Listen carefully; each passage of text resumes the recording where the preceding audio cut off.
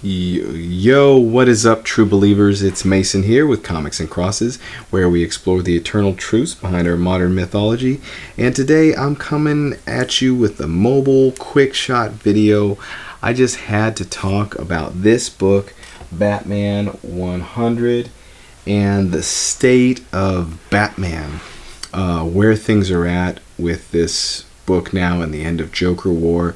Guess we're getting into something they're calling Aftermath.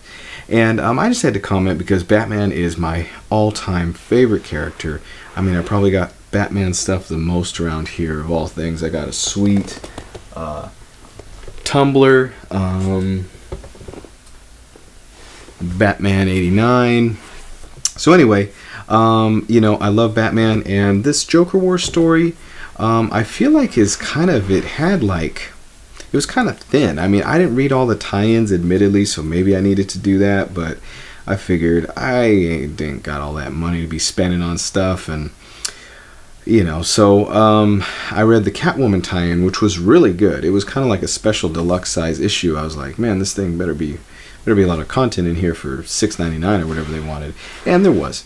So, but I did want to say this, story-wise and theme-wise, in Batman, like, we've heard for a long time about the concept of perhaps that it's Batman who actually draws these crazy villains, and that their presence, the presence of the Joker and Scarecrow and all these crazies, would not be there without such a strong, forceful presence from Batman, that they're in response to him.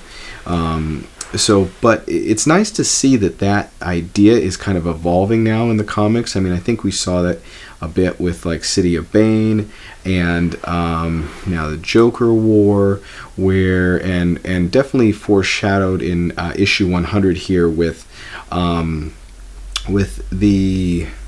that character at the end, the all-white character who trained with Batman or something like that.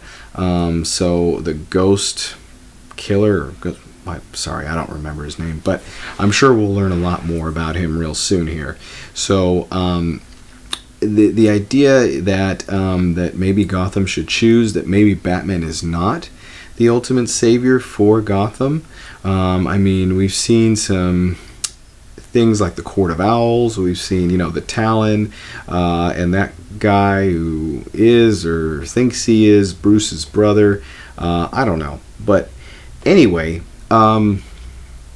there's this idea that maybe Batman is not the answer for Gotham. I mean, the Joker, obviously, he's crazy. He thought maybe he was. So it'll be interesting to see that play out and for Bruce to be challenged. And really, he needs to be, I think. I mean, he's running around with a bunch of kids, trying to, stop all the bad guys and stuff like that. So I like where it's going. I feel like the best thing about Joker War is the direction things are going to go now afterwards. And Joker even kind of sounded like that in the story, talking about the seeds he planted in the city, that now people don't trust Wayne Enterprises or Batman. What the Joker's going to do with knowing Batman's identity and all that going forward, we'll see. But yeah, so I'm excited to see the direction it takes there. I really love the exchange in this issue with the Clown Hunter, Bao something. So Batman and him finally met up. Obviously, there's conflicting philosophies or ideologies. Bao's been very personally, directly hurt by the Joker, and which by something, a force that is a response to Batman.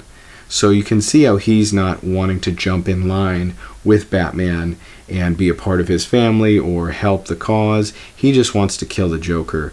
And I think even, for readers at this point, we love and respect and acknowledge Batman's one rule, not to kill. And at the same time, we're kind of like, maybe he ought to kill the Joker at this point. I don't know. I guess he gave the Joker an out when it came to the bomb and defusing it and stuff. But then again, I guess if Bruce knew, he couldn't, in good conscience, not tell him there was a way to save himself. But yeah, so it's good. It's good that there's some pressure being applied to Bruce and to his tactics and to his philosophy and to his rules and what he's been going by up to this point.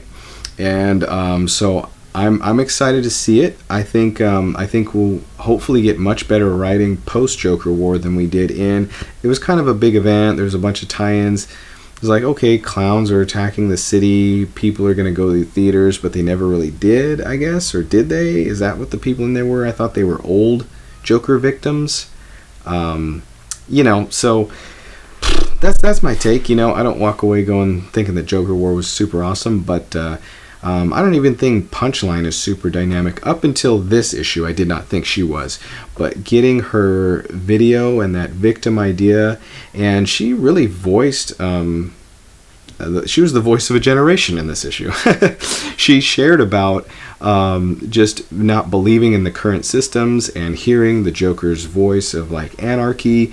And it was funny because I could almost hear in her video at the end that was played by that guy in the bar, that I could hear hints of like the left and Tifa ideas, and I could hear hints of the right and like Trumper kind of ideas. And so that was really interesting because to kind of hear just these disillusioned ideas and kind of extremist sort of ideas.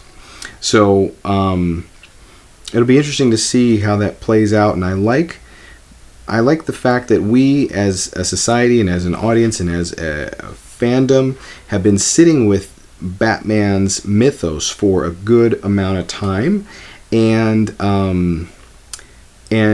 we're smart enough to where we're asking these questions. So I'm glad the writers are asking these questions and allowing them to play out and be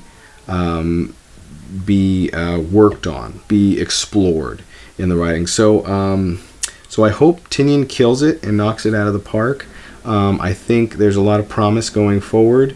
I want to see more about the Clown Hunter and his conflicting ideology, Punchline, or people like Punchline that she represents and how they conflict. And I think this Ghost Killer character, I think competing with Batman for the right way to go about it, as Bane has, as Joker has, as maybe Thomas Wayne has.